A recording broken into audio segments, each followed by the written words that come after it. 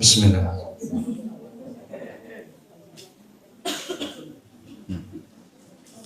Assalamualaikum warahmatullahi wabarakatuh. Alhamdulillahi rabbil alamin. Wassalatu wassalamu ala asyrafil mursalin nabiyyina wa maulana Muhammadin wa ala alihi wa sahbihi ajma'in. Wa ashhadu an la ilaha illallah wahdahu la syarika lah. Wa ashhadu anna Muhammadan abduhu wa rasuluh. Salawatu rabbi wa salamu alaihi wa ala alihi wa ashabihi wa man sara ala nahjihi wa stanna bi sunnatihi ila yaumiddin. Nabi SAW pernah memberikan kita motivasi untuk banyak membaca salawat kepada beliau di hari Jumat. Beliau SAW bersabda, "Inna min afdoli ayyamikum yaumal jum'ah." Sesungguhnya hari yang terbaik bagi kalian adalah hari Jumat. Fa'akthiru alayya minas salati fihi.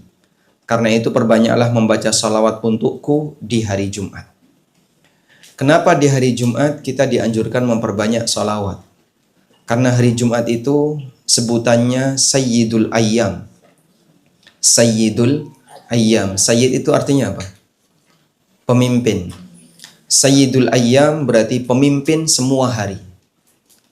Dan Nabi Muhammad SAW adalah Sayyidul Anam. Al-Anam artinya makhluk, manusia. Sehingga di hari Sayyidil Ayyam kita memberikan banyak salawat untuk Sayyidul Anam. Allahumma salli wa sallim ala nabiyyina Muhammad. Dalam kegiatan salawat ada waktu yang istimewa untuk bersalawat. Tapi tidak ada tempat yang istimewa untuk bersalawat. Saya ulangi ya. Dalam kegiatan salawat ada waktu yang istimewa untuk bersalawat. Tapi tidak ada tempat yang istimewa untuk bersalawat. Artinya bagaimana? Anda bisa bersalawat dimanapun. Mau di Gandaria, mau di mana lagi? Mau di Yogyakarta, mau di pelosok Boyolali, mau di pelosok Klaten, orang bisa memberikan salawat untuk Nabi SAW. Sehingga tidak perlu kalau mau menyampaikan salawat untuk Nabi SAW harus datang ke Madinah. Misalnya ada orang mau umroh ya, kapan? Tanggal sekian, titip salam untuk Rasulullah SAW. Ini keliru. Kenapa kau harus titip salam kepada orang yang umroh? Kau bisa sampaikan salawat dan salam kepada Nabi SAW dimanapun kau berada. Namun ditekankan saat hari Jumat, malam Jumat dianjurkan bagi kita untuk memperbanyak salawat. Maka di sepanjang kajian saya nanti, barangkali Bapak Ibu mendengar nama Nabi SAW atau gelar beliau disebut, silahkan Anda membaca SAW, tapi tidak harus keras ya. Baik. Selanjutnya kita akan membahas buku yang sudah ada di depan jamaah sekalian. Judulnya apa itu? Mata Menata Wanita. Buku ini berisi 7 kajian, 7 pembahasan. Yang pertama adalah mengaca wanita sempurna. Yang kedua, kaidah wanita ketika beribadah. Yang ketiga, kaidah wanita ketika bersama keluarga. Yang keempat, mengenai wanita karir dan pekerja. Yang kelima, wanita tahta dan harta. Kurang satu sebenarnya, dan raga. Yang keenam, wanita tutup mata. Yang ketujuh, wanita hingga tua renta. Sebenarnya buku ini adalah modul yang kami sediakan untuk workshop sehari yang diselenggarakan di Jogja khusus bagi ummahat, karena panitianya minta kita ingin mendapatkan penjelasan wanita di segala bidang. Wah, kalau semuanya saya nggak sanggup karena waktunya lebih pendek. Waktunya cukup pendek, hanya kurang lebih setengah hari. Maka kita buatkan satu modul ini agar bisa dijadikan sebagai panduan. Nah, di kesempatan ini kita akan fokus untuk membahas kaidah wanita ketika beribadah. Tapi sebelum ke sana, coba kita baca dulu terkait wanita sempurna. Ada wanita yang dinaskan dalam dalil sebagai wanita sempurna. Disebutkan dalam hadis dari Abu Musa al-Ash'ari radhiyallahu anhu, Nabi sallallahu alaihi wasallam bersabda, "Kamala minar rijali katsirun, walam yakmul minan nisa'i illa Maryamu bintu Imran wa Asiyatu imra'atu Fir'aun." Di buku ada ya. Lelaki yang sempurna itu banyak. Sementara wanita yang sempurna hanya Maryam bintu Imran dan Asiyah istrinya Fir'aun. Sementara wanita yang sempurna hanya Maryam bintu Imran dan Asiyah istrinya Fir'aun. Wa fadlu Aisyah 'alan nisa. Nilai keutamaan Aisyah dibandingkan wanita yang lain ka fadli tharidi 'ala sa'iri ta'am. Ini nilai keutamaannya sebagaimana tharid dibandingkan dengan makanan yang lain. Baik. Coba kita fokus di hadis ini. Rasulullah sallallahu alaihi wasallam menyebut lelaki yang sempurna itu banyak. Lelaki yang sempurna yang dimaksud itu siapa? Para nabi. Para nabi, para rasul itu jumlahnya banyak. Belum lagi orang-orang soleh yang bukan nabi, tapi mereka disebutkan oleh Allah dalam Al-Quran. Berapa jumlah nabi? Berapa? 315 itu jumlah rasul. Jumlah nabi ada 124.000. Masya Allah. Sebanyak itu Pak Ustadz? Iya. Itu sebagaimana disebutkan dalam hadis dari Abu Dzar radhiyallahu anhu. Anda bisa lihat bagaimana perjalanan manusia yang demikian panjang. Sejarah dari mulai Nabi Adam alaihissalam, manusia pertama seorang nabi. Lalu setelah itu ada beberapa nabi setelahnya. Yang jumlah totalnya 124.000. Dan ini menunjukkan bagaimana perhatian Allah Ta'ala kepada hambanya dalam urusan pendidikan. Karena Nabi SAW itu datang untuk memberi harta atau memberi pendidikan? Memberi pendidikan. Nabi datang untuk membagikan edukasi. Bukan Nabi datang untuk menyebar emas, bukan. Dan manusia butuh untuk mendapatkan edukasi. Agar hidupnya lebih tertata, hidupnya lebih tertib, sesuai dengan aturan. Sehingga mereka akan menjadi manusia yang sebenarnya. Karena kalau manusia tanpa aturan, nggak ada bedanya dengan binatang. Baik, karena itu Allah Subhanahu wa Ta'ala menyebutkan di surat Ar-Rahman, Ar-Rahman, 'allamal Qur'an, terus khalaqal insan, lalu 'allamahul bayan. Ketika Allah menyebutkan nama Ar-Rahman, Allah menjelaskan pengaruh dari nama Ar-Rahman terhadap para makhluknya. Yang pertama yang Allah sebutkan adalah Allamal Quran. Allah mengajarkan Al-Quran. Baru setelah itu Allah berfirman, Khalaqal insan. Dia yang menciptakan manusia. Sehingga Allah sebut nikmat pendidikan Al-Quran sebelum nikmat penciptaan manusia. Karena nikmat pendidikan lebih tinggi daripada nikmat penciptaan. Sehingga diistilahkan oleh para ulama, nikmat ta'limiyah afdalu min ni'matil khalqiyah. Nikmat pembelajaran, nikmat pendidikan itu lebih afdal, lebih tinggi daripada nikmat penciptaan. Karena kalau sebatas penciptaan, kita dan binatang sama-sama diciptakan. Tapi yang membedakan antara kita dan mereka adalah manusia punya edukasi. Disitulah Allah Subhanahu wa Ta'ala membimbing para hambanya dengan apa? Diutus para nabi, diutus para rasul untuk mengajarkan kepada mereka bagaimana cara hidup yang benar. Walam yakmul minan nisa'i illa Maryam bintu Imran. Dan tidak ada wanita yang sempurna selain Maryam bintu Imran dan Asiyah istrinya Fir'aun. Walaupun dua-duanya bukan nabi, karena tidak ada nabi dari wanita. Semua nabi itu rijal, semua nabi itu lelaki. Kenapa Pak, kok nggak ada nabi dari wanita? Ya wanita punya keterbatasan. Kebayang kalau ada nabi dari wanita, kemana nabinya? Haid, nggak bisa jadi imam. Lagi nifas, dan seterusnya. Maka kondisi wanita yang secara fisik punya keterbatasan semacam ini menyebabkan mereka tidak ditunjuk oleh Allah Subhanahu wa taala sebagai nabi. Selanjutnya, dari sisi mana kesempurnaan Maryam dan Asia, istrinya Firaun?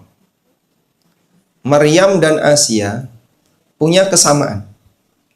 Sama-sama pernah mengasuh nabi. Maryam mengasuh siapa? Nabi Isa. Asia mengasuh siapa? Nabi Musa. Dua-duanya sama-sama pernah mengasuh nabi.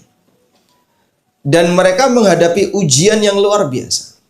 Tapi dengan penuh ketabahan, bertahan, walaupun harus berhadapan dengan resiko yang besar. Apa ujian yang dialami oleh Maryam? Apa ujian yang dialami Maryam? Hamil tanpa suami di posisi sebagai wanita suci. Kalau bagi wanita yang tidak pandai menjaga kehormatan, mau hamil mau nggak hamil, nggak ada beban. Tapi wanita yang sangat menjaga kesucian dan kehormatan, begitu dia hamil nggak punya suami, beban mental yang luar biasa. Sampai Maryam pernah membuat pernyataan, apa kalimat Maryam? Berkeinginan untuk mati, bercita-cita mati. Fa'aja'ahal makhadu ila jid'in nakhlati qalat ya laitani mittu qabla hadha wa kuntu nasyam mansiya. Pada kondisi ketika Maryam hamil tua, terus beliau nggak kuat, akhirnya nyender di bawah pohon kurma. Lalu beliau mengatakan, ya laitani mittu qabla hadha, andaikan aku mati sebelum peristiwa ini. Wa kuntu nasyam mansiya, dan aku menjadi manusia yang dilupakan. Tapi Allah Subhanahu wa taala tenangkan Maryam. Fanadaha min tahtiha alla tahzani qad ja'ala rabbuki tahtaki sariya. Ada suara dari bawah Maryam. Ada suara dari bawah Maryam. Ada panggilan min tahtiha dari arah bawah Maryam. Alla tahzani, ibu enggak usah sedih. Qad ja'ala rabbuki tahtaki sariya, Rabbmu akan memberikan jalan keluar yang terbaik bagimu. Sampai kemudian Allah Subhanahu wa taala sediakan makanan bagi Maryam. Apa makanannya? Rutab.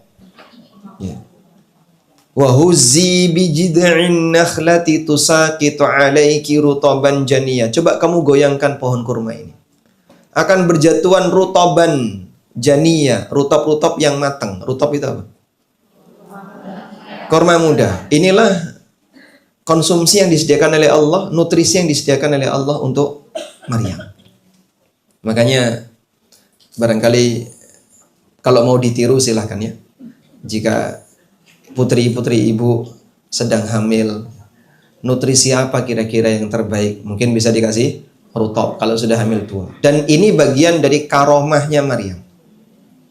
Wanita hamil itu kuat atau lemah? Atau gagah perkasa? Hah? Lemah. Secara fisik lah lemah. Kebayang nggak kalau ada lelaki disuruh goyang pohon kurma atau pohon kelapa? Bukan pohonnya yang bergoyang, dia yang bergoyang. Tapi Maryam menggoyang pohon kurma, kurmanya bergoyang sampai jatuh rutab. Dan itu bagian dari apa? Karamah yang Allah Subhanahu wa taala berikan kepada Maryam.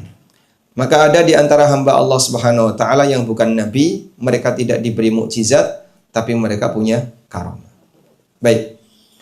Yang kedua, Asia istrinya Firaun. Wanita mukminah tapi tinggal di sarang orang kafir. Ketika beliau beriman kepada Musa, beliau punya dua pilihan. Pertama, kufur kepada Musa dan beriman kepada Firaun sehingga tetap menjadi permaisuri. Bisa menikmati istana, mendapatkan layanan dari negara. Atau yang kedua, beriman kepada Musa dan dia sudah tidak lagi jadi permaisuri, kehilangan istana, bahkan dihukum oleh negara. Asia pilih yang mana? Yang kedua. Sehingga konsekuensi berat yang akan dijumpai oleh Asia adalah dia akan mati tersiksa. Sudah tidak lagi sebagai permaisuri. Yang dulu dia bisa perintahkan, sekarang dia berada di penjara. Yang dulu dia bisa hidup nyaman, sekarang dia harus menjalani hukuman. Tapi Asia pilih yang kedua. Beliau dihukum sampai mati. Di posisi sebelumnya beliau adalah seorang wanita terhormat di kerajaan itu. Sehingga yang menghukum itu rakyatnya sendiri. Makanya doa beliau gimana? Beliau berdoa kepada Allah, Rabbi benili indaka baitan fil jannah wa najjini min fir'auna wa amalihi wa najjini minal qaumidz zalimin. Ya Allah, buatkan untukku rumah di surga. Kenapa minta rumah di surga? Sebagai ganti aku nggak dapat istana Fir'aun, maka beliau minta agar diberi gantinya berupa istana di surga. Dan cara seperti inilah yang bisa meredam dan menguatkan hati seorang hamba. Sehingga kalau Anda kehilangan sesuatu dari urusan dunia, minta kepada Allah gantinya di akhirat. Misalnya, konsekuensi ketika seorang resign dari pekerjaan yang haram, dia nanti harus kehilangan apa? Sumber pendapatan yang mungkin cukup tinggi. Gajinya bisa sampai 3 digit misalnya. Tapi dia tinggalkan. Demi apa? Saya ingin ikut pada syariat. Ketika dia tinggalkan itu dalam rangka untuk mengikuti syariat, minta kepada Allah gantinya. Ya Allah, mungkin aku akan kehilangan banyak harta, tapi aku mohon kepadamu ganti yang lebih baik daripada ini. Nah, itu akan bisa lebih menguatkan batin. Itu gambaran wanita yang dikatakan oleh Nabi SAW sebagai wanita yang sempurna. Mereka diberi oleh Allah ujian yang sangat berat dan hebat, tapi mereka sanggup untuk menjalaninya walaupun harus beresiko sampai menghilangkan nyawa. Selanjutnya kita beralih ke catatan wanita ketika beribadah. Di halaman 7.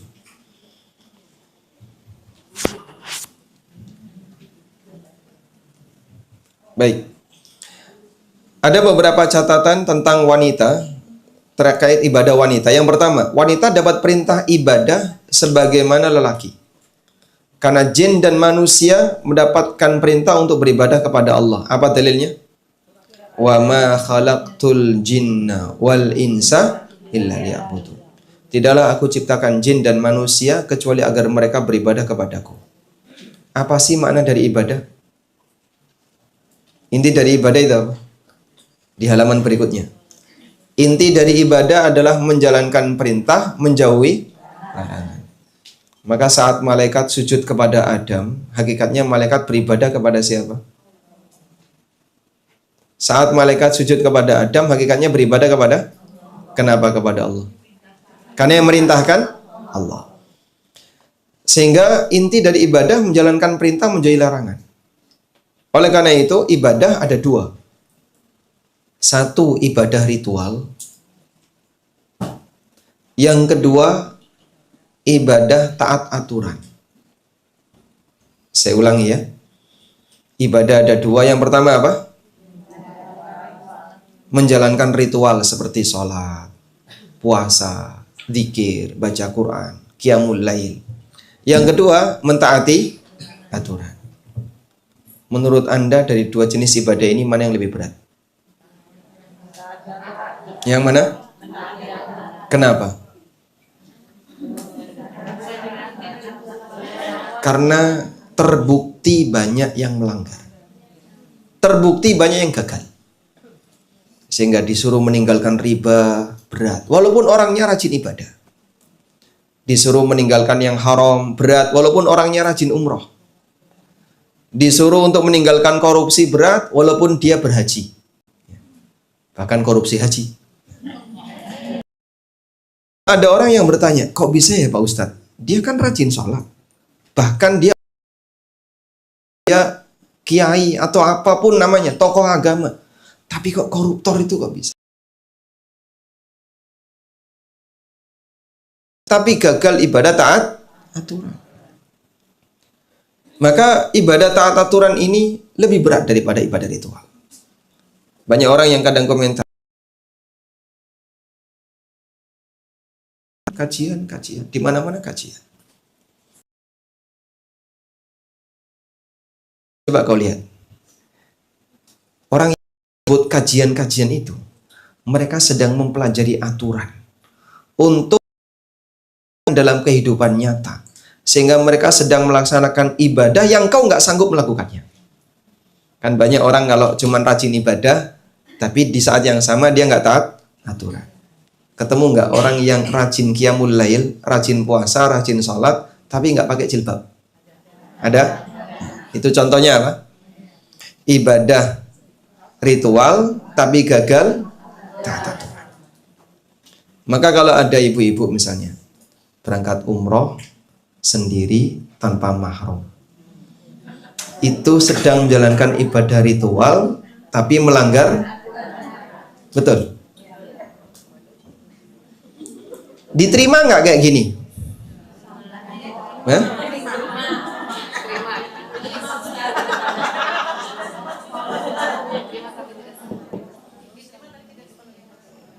Diterima tapi tidak sepenuhnya. Berapa persen?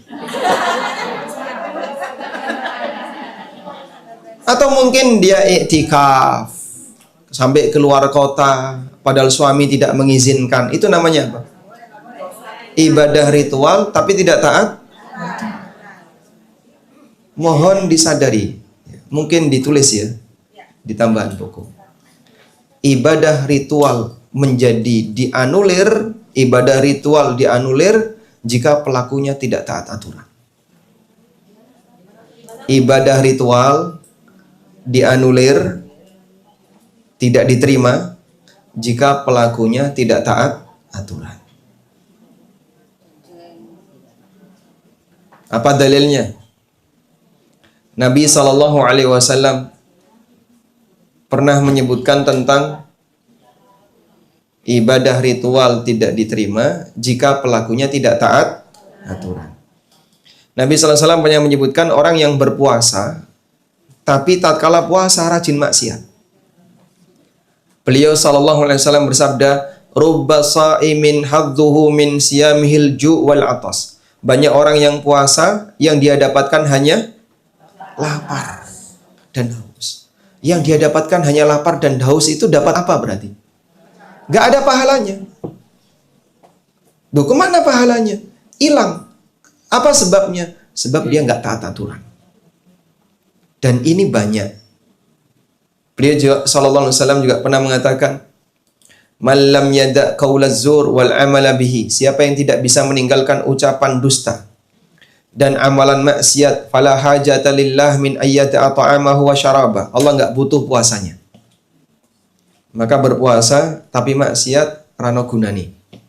Berpuasa tapi maksiat enggak ada gunanya, enggak ada nilainya.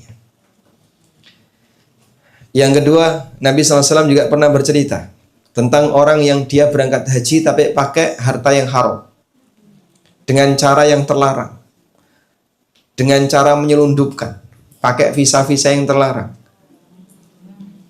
Beliau SAW mengatakan, ketika orang ini haji kemudian dia mengucapkan labbaik Allahumma labbaik, dibalas oleh Allah, la labbaik wa la sa'daik, enggak ada labbaik untuk kamu. Itu tamu yang ditolak. Jamaah haji itu kan tamu Allah. Tapi dia datang dalam posisi kau datang dengan membawa dosa, malu kamalul haram, wajib tabi wizrin, hartamu harta yang haram dan kau datang dengan berlumur dosa. Sehingga dengan aneka maksiat dan pelanggaran itu memang dia berhasil secara gerakan. Sehingga mungkin dia bisa tawaf, dia bisa sa'i, dia bisa wukuf, bahkan dilayani. Cuman apa artinya? Hanya sebatas gerakan, tapi ternyata dia lakukan dengan pengantar maksiat. Maka bukan masalah fikih berkaitan dengan pembahasan wanita umroh tanpa mahram, wanita haji tanpa mahram. Itu bukan cuma sebatas masalah fikih. Tapi di balik itu ada aturan yang kau langgar. Memang dikatakan umrohnya sah ketika rukun dan syarat umroh semuanya terpenuhi. Tapi kebayang nggak, bisa jadi ibadahmu nggak ada nilainya. Ya. Orang kalau umroh gembira atau tidak? Gembira, senang ya. Kalau Ramadan, senang atau tidak? Senang atau senang? Senang banget. Kenapa senang ketika Ramadan? Banyak makanan, Masya Allah. Banyak pahala. Salah tangkap. Banyak pahala. Baik. Sehingga ada orang yang ketika dia mau menjalankan ibadah itu dia gembira. Mau berangkat haji, dia gembira. Mau berangkat umrah, dia gembira ya. Gembiranya itu untuk umrah. Karena ibadahnya atau karena plesirnya? Ibadahnya. Tapi umrah plus Turki, plus Spanyol. Habis itu kemana lagi keliling gak mulai-mulai. Gak pulang-pulang dia. Baik. Jadi pada posisi ketika orang rajin ritual ibadah, mohon diimbangi dengan taat aturan. Nabi SAW pernah mendapatkan laporan, ya Rasulullah, inna fulana kana taqumu minal lail wa dzukira min qiyamiha wa siyamiha. Saya punya tetangga wanita, dia rajin puasa, rajin qiyamul lail. Walakin tu'dhi jiranaha bilisaniha, tapi sayangnya lisannya pedes. Suka menyakiti tetangganya dengan lisannya. Kemampuan menyakiti itu dengan tangan dan lisan. Mana yang lebih jauh jangkauannya? Lisan. Sehingga ustadz yang di Jogja bisa digibah di Jakarta. Itulah kemampuan jangkauan lisan. Kata Nabi SAW, hiya finnar. Wanita seperti ini nyemplung neraka, masuk neraka. La khaira fiha, tidak ada nilai baiknya. Jadi tahajud dan puasa menjadi tidak ada nilainya disebabkan yang bersangkutan suka mendolimi orang lain. Selanjutnya, pesan perintah dan larangan itu, inti ibadah tadi kan menjalankan perintah menjauhi larangan. Pesan itu ada dalam penjelasan Al-Quran dan hadis Nabi SAW. Karena itu setiap orang berkewajiban untuk belajar agar dia bisa mengenali apa saja tugas dia sebagai hamba. Maka kunci sukses untuk ibadah adalah belajar. Kamu sinau dulu, belajar dulu. Baru nanti kau bisa berhasil dengan baik ketika ibadah. Allah Ta'ala berfirman, Utlu ma uhiya ilaika minal kitab. Bacalah kitab yang diwahyukan kepadamu. Di ayat yang lain Allah juga berfirman, Wa anzalna ilaika dzikra litubayyina linnasi ma nuzzila ilaihim. Kami turunkan kepadamu adz-dzikr, yaitu Al-Quran, agar kau menjelaskan kepada manusia apa yang telah diturunkan kepada mereka. Sehingga orang butuh penjelasan untuk bisa tahu bagaimana cara ibadah yang benar. Kalau nggak pernah belajar, gimana dia bisa bayar zakat dengan benar? Gimana dia bisa salat dengan benar? Hanya ikut-ikutan. Dan itu pun banyak yang tidak sempurna. Karena itu Nabi SAW bersabda, Thalabul ilmi faridatun ala kulli muslim. Belajar ilmu agama itu kewajiban bagi setiap muslim. Masih banyak sekali masyarakat yang belum paham belajar agama hukumnya wajib. Mereka kalau ditanya, Bapak muslim? Muslim. Sebutkan kewajiban sebagai muslim. Sholat, apalagi puasa, Ramadan, apalagi zakat. Sudah, seputar itu saja. Bapak paham nggak kalau belajar agama itu wajib? Ya itu kan terserah kita, Mas. Wajib itu bukan terserah Anda. Wajib itu harus dikerjakan. Yang ketiga, wanita mendapat janji yang sama sebagaimana lelaki. Maka siapapun yang beramal, dia akan mendapatkan balasan sebanding dengan kualitas amalnya. Allah Subhanahu wa taala berfirman, "Wa may ya'mal minas salihati min dzakarin aw untha wa huwa mu'min." Barang siapa yang beramal saleh, baik lelaki maupun wanita, dan dia beriman, faulaika yadkhulunal jannah wa la yudlamuna nakira. Mereka itulah yang akan dimasukkan ke dalam surga dan mereka tidak dizolimi sedikit pun. Artinya, baik laki dan perempuan punya peluang yang sama untuk masuk surga dan dapat pahala. Tidak ada ceritanya pahalanya wanita setengah pahala lelaki. Tidak ada ya. Kalau warisan wanita setengah warisan lelaki, Benar. Kalau pahala wanita setengah pahala lelaki, salah. Sehingga wanita bisa punya pahala yang sama sebagaimana lelaki. Wanita yang bertakwa lebih afdol daripada jutaan lelaki. Seorang Aisyah radhiyallahu anha bisa lebih afdol dibandingkan miliaran lelaki. Seorang Khadijah radhiyallahu anha bisa lebih mulia daripada ribuan dan jutaan lelaki. Karena mereka adalah wanita-wanita yang bertakwa. Selanjutnya yang keempat. Baik. Makanya ibu-ibu yang kami hormati, di posisi ketika para ummahat, para wanita punya peluang yang sama untuk berbuat taat, jangan sampai kalah ketika bapaknya sedang berbuat taat. Bapak ke masjid ya. Wanita kan dianjurkan sholatnya di mana? Di rumah. Berapa lama Anda sholat di rumah? Berapa lama? Lebih lama mana dengan ketika suami Anda ke masjid? Suami saya nggak ke masjid ya Pak Ustaz. Nah, sudahlah, misalnya kalau ada seorang lelaki ke masjid dengan wanita yang sholat di rumah, lebih lama mana? Mulai dari keluar rumah sampai balik itu semuanya dihitung ibadah. Jadi lelaki ketika keluar rumah menuju masjid, langkah kakinya dihitung sebagai pahala dan penghapus dosa. Wanita kan tidak punya itu, tapi sholatnya di rumah. Terus kalau bisa sholat di rumah selama bapaknya hilang dari rumah. Maksudnya ke masjid tadi ya. Jadi keluar rumah misalnya zuhur jam 12. Jam 12 sudah keluar. Nanti biasanya pulang tuh jam setengah 1 Pak Ustaz. Kok lama banget toh Pak? Pejetan dulu. Kok lama banget misalnya setengah jam itu, kalau bisa Anda juga gunakan setengah jam untuk ibadah. Jadi kira-kira lama waktunya, rentang waktunya sama. Ya saya sholatnya nggak selama itu. Anda bisa qobliyah. Qobliyahnya sesuai dengan jumlah qobliyah yang ada di masjid.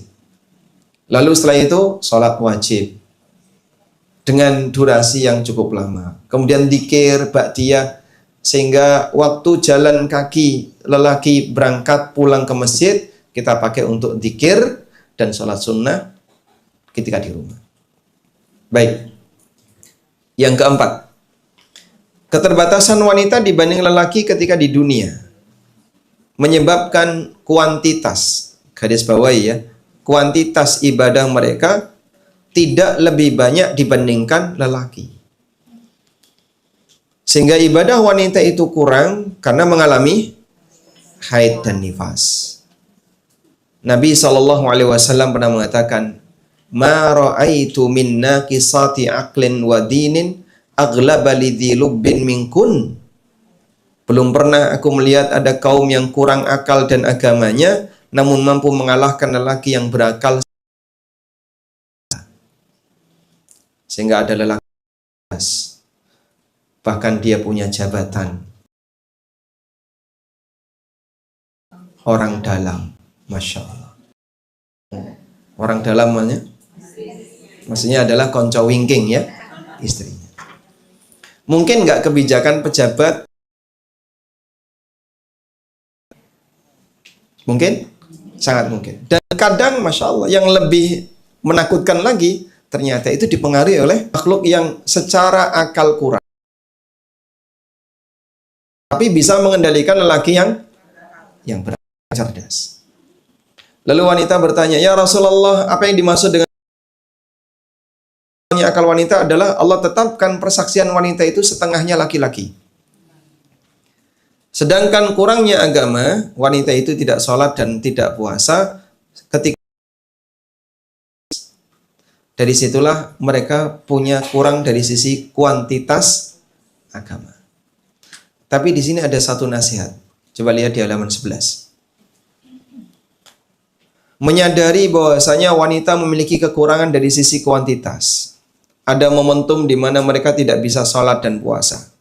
Di posisi ketika wanita kurang ibadah, hendaknya dia berusaha menjalankan ibadah dengan berkualitas. Wanita boleh saja kalah jumlah, tapi usahakan tidak kalah nilai. Jadi pas lagi suci, bisa sholat, kalau sholat yang serius. Karena kalau pas nggak bisa sholat, lelaki bisa menambah jumlah rakaat, tapi aku nggak bisa ngerjakan sholat. Maka mumpung ketika sedang serius dan fokus. Ini pesan yang pertama. Yang kedua, upayakan saat haid tetap melakukan ibadah yang boleh dilakukan dalam kondisi haid. Sehingga begini, mereka bisa sholat, aku nggak bisa. Tapi akan aku lakukan amal pengganti yang boleh dilakukan saat aku haid. Contohnya apa, Pak? Dzikir. Memperbanyak dzikir.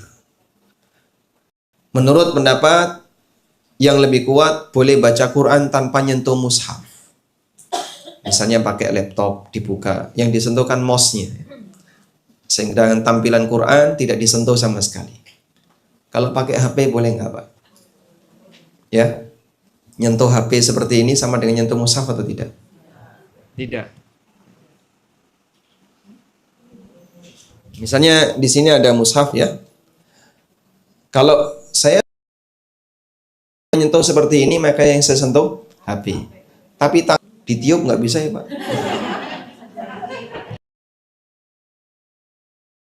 Kalau Anda punya pulpen seperti ini kan bisa.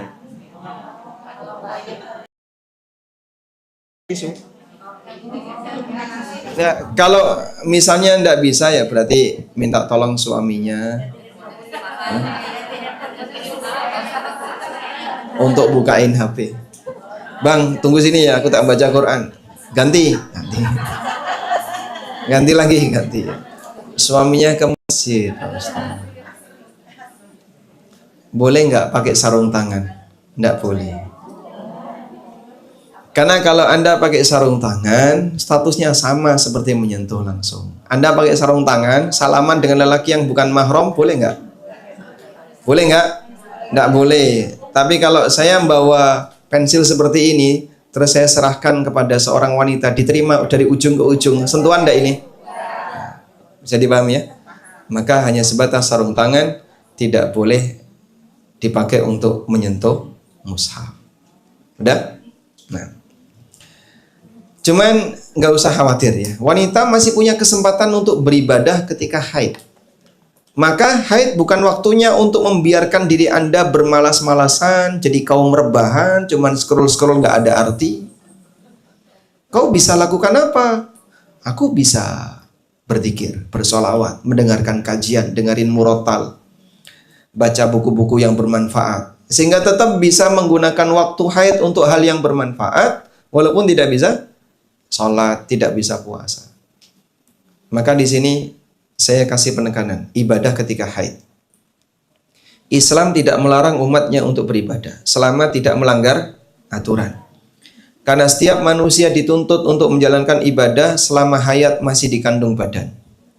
Allah berfirman, wa'bud rabbaka hatta ya'tiyakal yakin. Sembahlah Rabbmu sampai datang kepadamu al-yakin.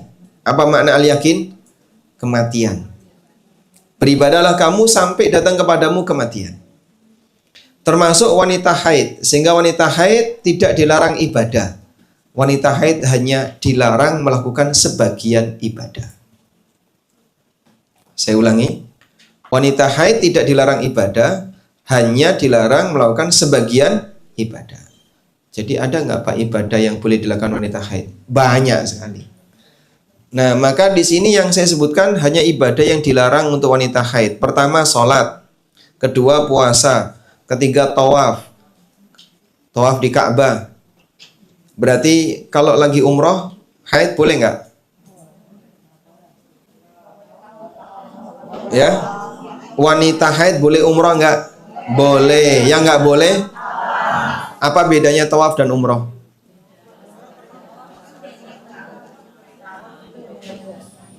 Apa bedanya tawaf dan umroh? Ya, Anda bandingkan seperti ini ya. Apa bedanya sholat dengan ruku? Ruku itu bagian dari sholat. Ruku itu salah satu rukun sholat. Sehingga ada sholat, ada ruku. Ada umroh, ada tawaf. Tawaf itu salah satu rukun umroh. Sehingga wanita haid boleh umroh nggak Pak? Boleh. Umroh itu dimulai dari mana? Dari mikot. Dari mikot. Kalau niatnya dari Jakarta, dari mikot. Anda mulai umroh dari mikot sampai selesai tahallul.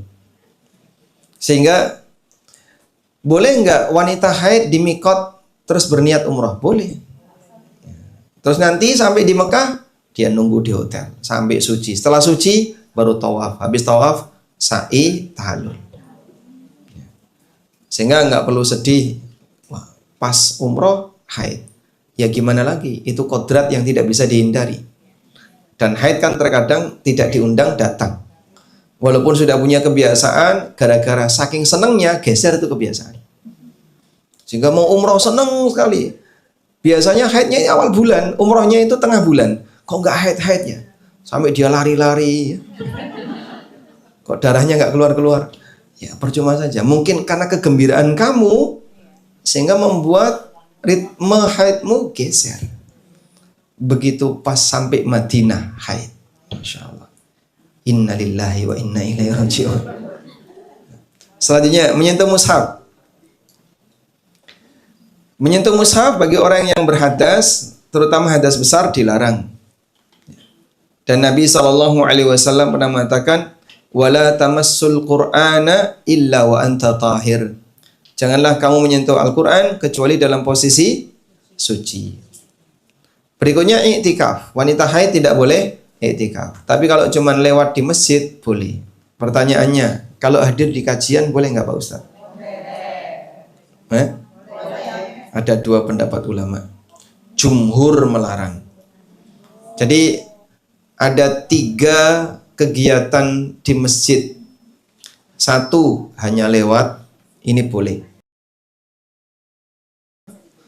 Pernah diperintahkan Nabi SAW untuk mengambil sajadah ketika beliau sedang haid. Itu lama, tapi tidak iktikaf. Kajian. Hanya 1,5 jam, terus pulang. Yang ketiga iktikaf. Kalau iktikaf bahkan nggak putus-putus selama sekian hari. Kalau iktikaf, ulama sepakat wanita tidak boleh. Kalau duduk di tempat kajian nggak haid. Ada 2 pendapat. Ada yang mengatakan boleh, ada yang mengatakan dilarang. Jumhur melarang. Namun sebagian ulama seperti Al-Muzani, muridnya Imam Asy-Syafi'i, Ibnu Hazm membolehkan wanita haid berdiam di masjid walaupun tidak iktikaf. Baik. Hubungan badan. Jadi ada 6 yang dilarang bagi wanita haid. Salat, puasa, tawaf, menyentuh mushaf, iktikaf, hubungan badan. Sehingga masih banyak sekali ibadah yang dibolehkan oleh Allah bagi para wanita haid. Sedekah boleh nggak wanita haid? Selanjutnya, yang keenam, pada asalnya tata cara ibadah wanita sama sebagaimana cara ibadah lelaki, kecuali jika ada dalil yang membedakan. Ya? Karena itu, jika tidak ada dalil yang membedakan, wanita sama dengan lelaki. Karena Nabinya SAW itu lelaki. Sedangkan umatnya ada laki dan perempuan. Maka umat ngikuti Nabinya yang laki-laki. Baik. Kaidahnya begini. Membedakan yang sama, menyamakan yang beda. Membedakan yang sama itu dolim, menyamakan yang beda juga dolim. Prinsip keadilan adalah menyamakan yang sama, membedakan yang beda. Dalam tata cara ibadah, selama panduannya cuma satu, maka berlaku bagi laki dan perempuan. Contoh, wanita kalau sujud itu tangannya dirapatkan atau direnggangkan? Rapat atau renggang? Wanita kalau sujud? Masa ngangkang gini Pak Ustadz? Sujud. Tangannya direnggangkan atau dirapatkan? Renggangkan. Kenapa renggang? Ya karena Nabi SAW nyontohin kayak gitu. Dan beliau mengatakan wasallu kama ra'aitumuni usalli. Kerjakanlah sholat sebagaimana kamu sholat. Berarti kalau renggang nanti nyikut kanan kirinya no Pak. Itu kalau kamu jadi makmum. Kalau jadi makmum laki maupun perempuan harus menyesuaikan shaf. Tapi kalau sholat sendiri, maka wanita ketika kanan kirinya nggak ada orang, boleh nggak tangannya direnggangkan? Atau dirapatkan? Yang lebih sesuai sunnah renggang. Loh kan sholat wanita beda dengan laki-laki. Dalilnya mana? Yang mengatakan beda itu. Karena hukum asalnya sholat itu sama. Laki dan perempuan sama. Baik. Duduk tawaruk wanita dengan laki-laki sama atau beda?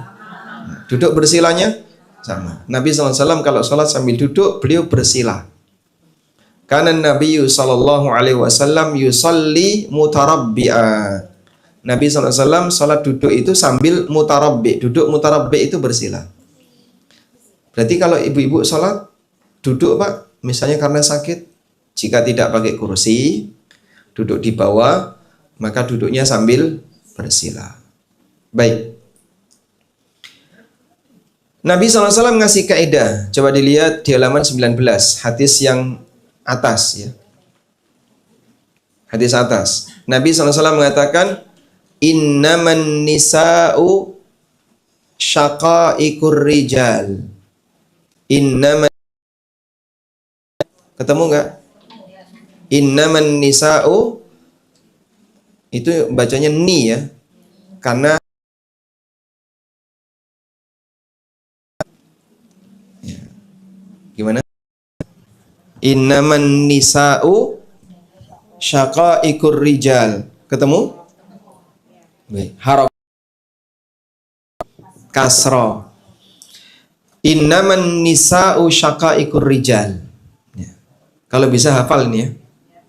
Ini kaidah baku dalam masalah aturan agama. Innaman nisa'u syaqaiqur rijal. Sudah? Wanita itu saudara kandung lelaki. Kenapa disebut sebagai saudara kandung lelaki? Dalam aturan agama, mereka punya aturan yang sama. Aturan yang berlaku bagi laki-laki sama dengan aturan yang berlaku bagi perempuan, kecuali jika ada dalil yang membedakan. Contoh dalil yang membedakan apa? Masalah ke masjid. Contoh yang lain. Cara tahallul. Kalau wanita kan cuma apa? Dikumpulin rambutnya, diambil sepanjang ujung jari. Ya. Kalau lelaki botak. Boleh nggak Pak wanita tahallul botak Pak? Oh jangan. Wanita botak nanti tasyabuh dengan lelaki. Yang ketujuh, di antara perbedaan ibadah wanita dengan lelaki adalah tugas wanita lebih terbatas di dalam rumah. Berbeda dengan lelaki yang dominan ibadahnya di luar rumah. Lelaki harus sholat jamaah, Jumatan, jihad di medan perang, menjadi khatib dalam kegiatan sosial, dan ada di permukaan. Maka lelaki itu dituntut aktif di luar. Sedangkan wanita untuk bisa mendapatkan surga lebih dominan ibadah yang terbatas di dalam rumah. Coba kita lihat hadis berikut ini. Idza sallatil mar'atu khamsaha wa shamat syahraha wa hassanat farjaha wa ata'at zawjaha. Apabila seorang wanita itu menjaga salat 5 waktu, berpuasa Ramadan, menjaga kemaluannya, mentaati suaminya. Berapa tugasnya? 4. Salat 5 waktu, puasa Ramadan, jaga kehormatan, taat suami. Apa kata Nabi SAW? Qila laha udkhulil jannata min ayyi abwabil jannati syi'ti. Silahkan ibu mau masuk surga dari pintu mana monggo. Masya Allah. Ibu mau masuk surga dari pintu yang mana? Silahkan pilih. Kemuliaan yang luar biasa. Masuk pintu surga atau masuk surga dari pintu manapun. Mau ngambil pintu sholat silahkan, mau ngambil pintu puasa silahkan. Sehingga kalau dilihat di sini, wanita untuk bisa dapat surga dengan diizinkan masuk ke pintu manapun itu amalan yang lebih terbatas pada amalan pribadi. Baik. Selanjutnya, salat terbaik bagi wanita. Salat terbaik bagi wanita adalah di rumah. Anda lihat di sini. Dari Ummu Humaid As-Sa'idi, istrinya Abu Humaid As-Sa'idi, beliau pernah mendatangi Nabi sallallahu alaihi wasallam untuk menyampaikan keinginannya salat di Masjid Nabawi berjamaah. Apa kata Nabi sallallahu alaihi wasallam? Aku tahu bahwasanya engkau ingin salat bersamaku, tapi salatmu di rumahmu lebih baik daripada salatmu di teras rumahmu. Salatmu di teras lebih baik daripada salatmu di halaman rumahmu. Salatmu di halaman rumahmu lebih baik daripada kau salat di masjid masyarakatmu. Dan salatmu di masjid kampungmu lebih baik daripada salatmu jauh sampai ke Masjid Nabawi. Kebayang nggak? Coba lihat ini. Wanita ini mau salat di Masjid Nabawi, yang ngimami Nabi. Dan nggak ada bandingannya lagi. Apalagi kalau cuma sholat di Masjid Baitul Muttaqin, ya, atau Masjid At-Taqwa, atau Masjid Al-Hidayah, yang imami bukan Nabi. Ini mau sholat di Masjid Nabawi, yang imami Nabi. Tapi kata Nabi SAW, sehingga kadang ada orang yang berpikir seperti ini. Berarti Pak, katanya dilipatkan berapa? 1000 kali. Kalau 100.000 itu di mana? Masjidil Haram. Lipatkan 1000 kali. Kenapa kok bisa cuma lebih afdal? Bedakan antara pelipatan dengan nilai. Mungkin dilipatkan 1000 kali tapi kecil-kecil. Tapi ketika di rumah dia dapat gede walaupun satu. Ibarat bakso kecil-kecil ya. Lihat bakso kerikil, gitu. Dengan bakso gede, jumbo, isinya bakso kerikil.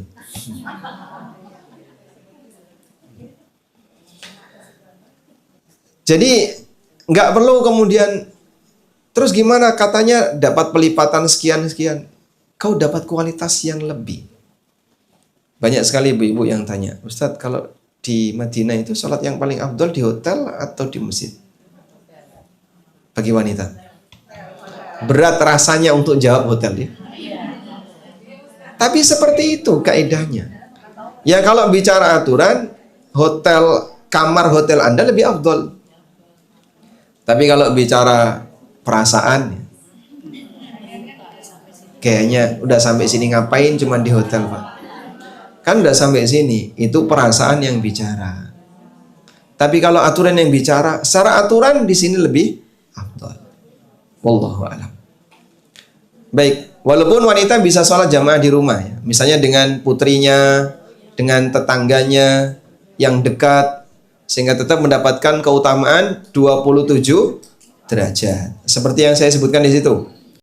Bahwasanya Ummu Salamah radhiyallahu anha imami para wanita sholat di rumah. Jadi di tengah shaf. Baik, yang terakhir ya. Sekarang udah jam 10 lebih. Bukannya jam 12. Saya kira 1.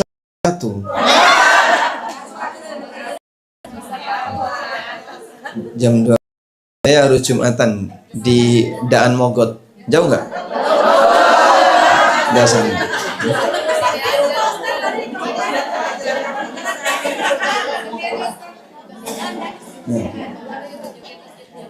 Baik, ini nggak boleh lama-lama ya.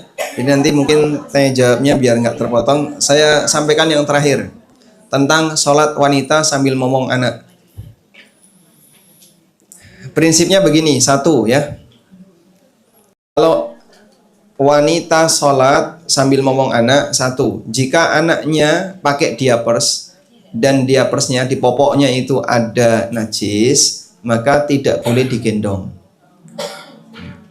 Karena gendong anak yang di popoknya ada najis sama dengan bawa najis. Jadi kalau misalnya di botol ini isinya najis, saya nyentuh botol ini najis enggak? Nyentuh botol ini? Enggak. Ini kan luar botol. Ya. Ini kan di luar botol. Tapi kalau ini saya kantongi, saya pakai sholat, batal. Walaupun baju saya tidak kena najis. Paham? Maka ngantongi najis atau membawa sekantong najis, dia taruh di celana misalnya, dipakai sholat, batal sholatnya. Walaupun bajunya tidak najis, karena najisnya tertutup rapat dalam botol. Karena itu gendong anak yang bawa diapers ketika sholat nggak boleh. Yang kedua, disentuh anak yang popoknya ada najis ketika ibunya sholat, boleh atau tidak? Karena ketika anak popoknya ada najis, nyentuh badan ibunya, nyentuh baju ibunya tidak menyebabkan najis. Sama misalnya wanita haid, salah ya, karena dan wanita haid ini suci. Ya? Baik. Yang ketiga, ketika anak itu tidak membawa najis, sambil berdiri gendong, rukuk gendong, sujud ditaruh, nanti berdiri gendong lagi.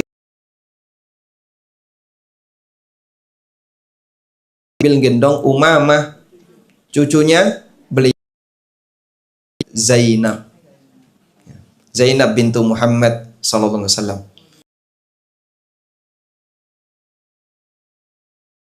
Sambil gendong bayi, tapi pastikan bayinya tidak bawa najis.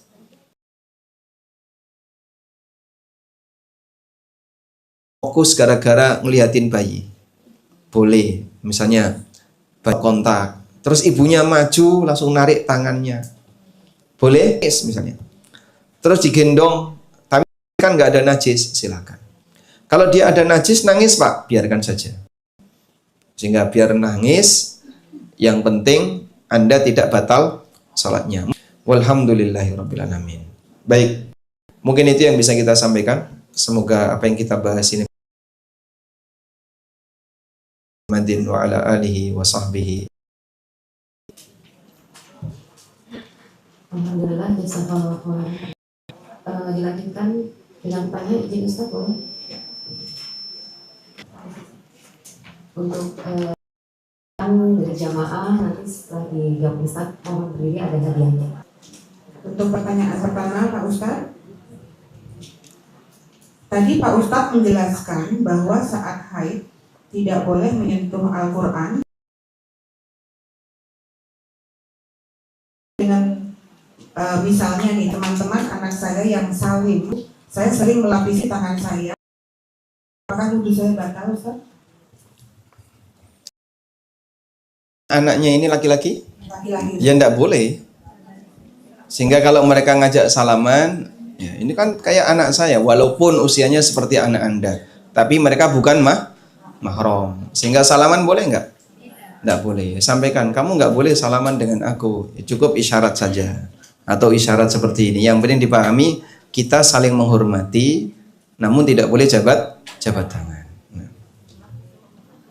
Walaupun dilapisi mukna, walaupun dilapisi jilbab, wanita dan laki-laki tidak boleh bersentuhan meskipun dilapisi jilbab, ditepuk orang dari belakang. Kira-kira gimana? Hah? Bukan kaget. Ditepuk.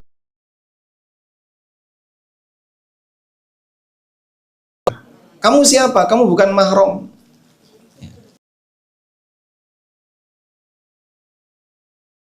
Mahram di pundaknya boleh enggak? Enggak boleh. Beri pengaruh. Beda dengan kursi ya. Misalnya Anda dari belakang, ya santai aja. Hah?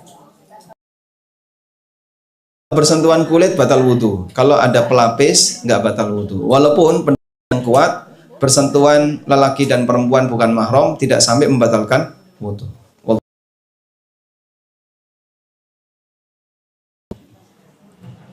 Berikutnya,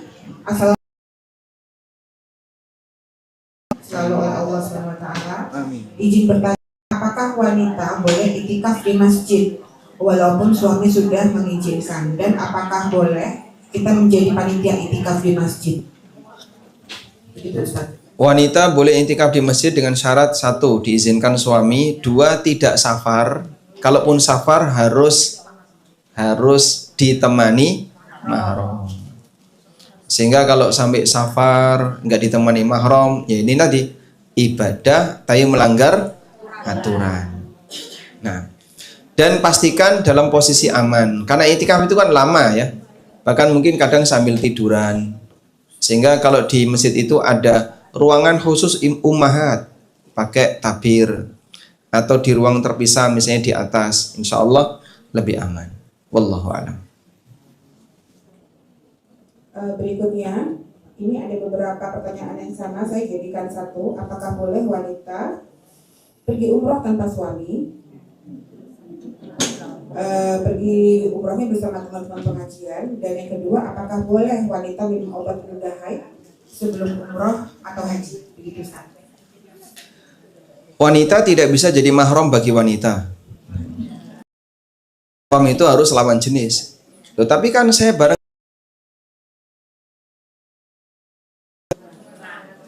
Tapi ini kaitannya dengan orang yang safar. Itu yang pertama, umroh pertama atau haji pertama, wanita boleh, tabianya hanya cukup untuk satu.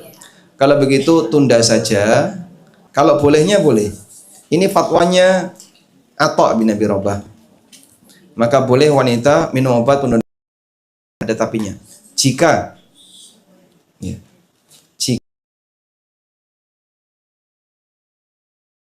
setelah minum obat, misalnya haid dia tanggal 1 sampai tanggal 10. Kok keluar flek, berarti haid. Walaupun cuma flek, maka tetap dihitung. Andaikan dia tidak minum obat, cuman sebatas flek saja, nggak dihitung haid. Keluar flek, maka dihitung haid. Allahu a'lam. Tapi Ustaz, apabila dalam berarti si wanita berlaku kepadanya larangan sampai bersih haid, apakah juga dicuci? Apakah harus mikot lagi? Iya. Jadi tetap ikut mikot. Menetap di hotel bertahan. Semua larangan berlaku. Nggak boleh pakai wangian, nggak boleh cuci tangan pakai yang wangi, dan seterusnya. Kalau mandi ya tanpa sabun, kecuali pakai sabun yang tidak beraroma. Ya. Pakai kreweng, tahu kreweng? Ya. Kalau tidak beraroma silahkan, tapi kalau ada aroma wanginya tidak boleh. Baik. Terus nanti setelah suci dia mandi langsung tawaf. Nggak perlu ke mikot, dia jadi sudah berasal dari mikot. Karena dia belum batal ihramnya. Hanya saja tidak boleh tawaf. Muncul pertanyaan, ini kemarin saya juga dapat pertanyaan dari ibu. Kalau nggak boleh tawaf, boleh nggak nyicil sa'i dulu? Ya.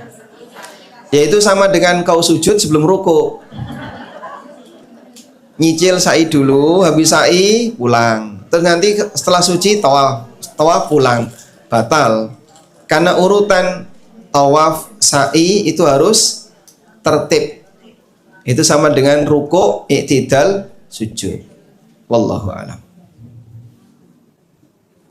Yang berikut Ustaz, ada pertanyaan, apakah membuat laporan pajak atau tax report bentuknya bulanan atau tahunan hukumnya sama dengan bekerja sebagai orang pajak? Hukum Islamnya bagaimana jika saya menerima jasa pembuatan tax report?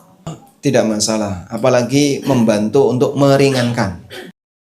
Jadi saya buatkan tax report, tapi dengan apa misalnya ya dibuat miring.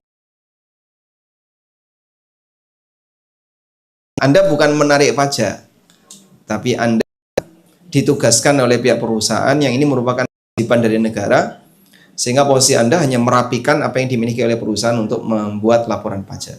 Nah. Masih bisa lagi Ustaz?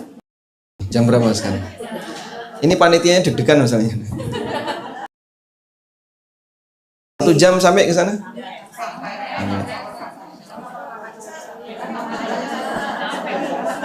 ngajar. Nah, masalahnya peserta sudah kemas-kemas, tasnya kan sudah dimasukin. Ini belum selesai kajian tapi udah dimasukin barang ke tasnya, udah siap. Oh, dikeluarin lagi? Nggak usah. Sebentar lagi mau selesai ini. Selanjutnya. Baik, Ustadz, apabila kita dalam keadaan junub, apakah boleh saya melihat HP untuk membaca surat Ali Imran 10 ayat terakhir yang disunahkan untuk dibaca saat kita bangun tidur? Kembali kepada tadi, boleh nggak wanita haid itu baca Quran? Jumhur melarang dan sebagian ulama membolehkan. Nah, selanjutnya bagi mereka yang membolehkan wanita haid untuk membaca Quran, maka orang junub boleh baca Quran, tapi sifatnya apa? Tidak boleh menyentuh, sehingga cuma baca saja. Ya, mungkin nggak dia bisa ngelihat satu teks 10 ayat terakhir itu kan 2 halaman. Nah, nyentuhnya gimana? Suaminya junub juga.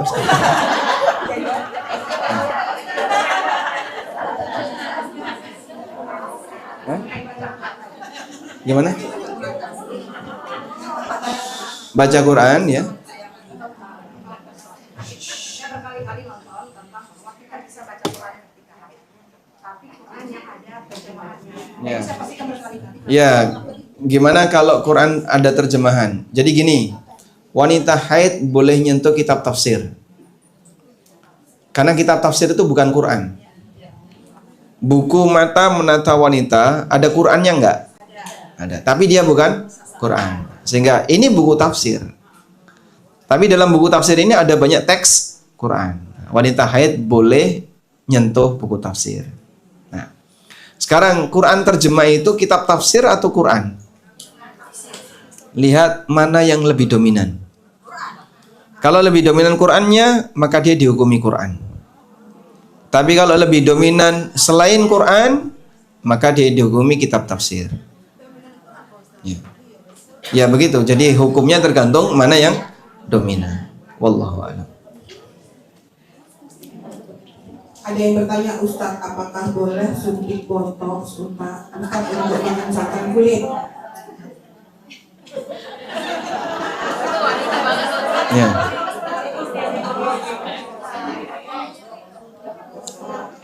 Baik. Nabi SAW melarang untuk melakukan tindakan medis yang tujuannya mengubah ciptaan Allah dengan niat estetika. Sehingga begini, ada pengobatan, ada kecantikan. Tapi kalau untuk estetika, Rasulullah SAW melarang. Beliau SAW pernah mengatakan, la'anallahu al-washimat wal mustawshimat an-namisat wal mutanammisat al-mutafallijati lis-sinan al-mutafallijat lil husni. Allah Ta'ala melaknat wanita yang tukang tato, yang ditato, yang mencabut alis, ya, yang tukang nyabut alis, yang dikikir rambutnya, dikikir giginya lil husni, untuk kecantikan. Jadi orang jahiliyah dulu, mereka biar kelihatan muda, giginya dikikir. Nah, Islam tuh mengajarkan begini, sudahlah kalau emang lanjut usia nggak usah ditutupi. Nah, gitu ya. Kalau emang sudah lanjut usia nggak usah ditutupi, sehingga kelihatan muda alami, silahkan. Tapi kalau kelihatan muda dengan dipaksakan, jahit kanan, jahit kiri, tarik kanan, tarik kiri, tidak boleh. Nah, sekarang suntik botox. Kalau botox tuh pakai apa? Ya, disuntik terus vitamin. Wallahu alam. Jika tujuannya untuk menghilangkan dan menutupi usia, seharusnya dia ini sudah penampilan 60, tapi kok penampilan 20, yang kayak gini tidak boleh. Nah, karena tujuannya untuk kecantikan. Nah, baik. Ini sudah jam 1 lagi. Menghatamkan Quran. Yang sudah terlanjur ya sudah. Untuk selanjutnya kita sesuaikan dengan aturan, sehingga baca Quran dengan aturan yang berlaku. Ya, kecuali kalau Anda hafal ya alhamdulillah. Baik, demikian. Semoga apa yang kita bahas ini bermanfaat. Mohon maaf jika ada beberapa yang kurang. Wassallallahu ala nabiyyina Muhammadin wa ala alihi wa sahbihi wasallam. Wa akhiru da'wana alhamdulillahi rabbil alamin. Wassalamualaikum warahmatullahi wabarakatuh.